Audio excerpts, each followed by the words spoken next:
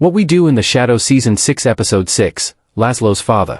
Next week on What We Do in the Shadow Season 6 Episode 6, could we get one of the more emotional Laszlo stories yet? Well, if nothing else, we are preparing for something rather unique. Laszlo's Father is the title for this episode, and this is one of those instances where we should just share the synopsis right away and talk more about it after. Laszlo's father's ghost returns to make amends. Nadia and Nander deal with the shapeshifters who have moved in next door. Now, of course, this is far from the first time that ghosts have been pivotal to the story of What We Do in the Shadows in some shape or form. After all, remember that they stood out especially in Season 2, but that was more ghosts of the main vampires, and it also led to the birth of the Nadia doll in so many ways.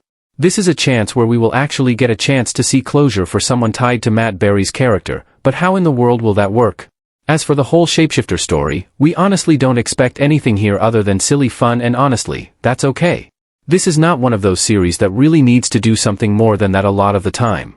The hardest part of this episode is most likely just going to be reminding ourselves that we are at the halfway point, more or less, of the final season. How did we make it here so quickly?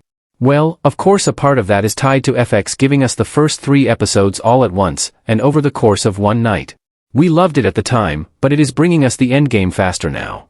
What do you most want to see moving into What We Do in the Shadow Season 6 Episode 6? Do you think this feels at least like a great premise for an episode? Be sure to share right now in the attached comments.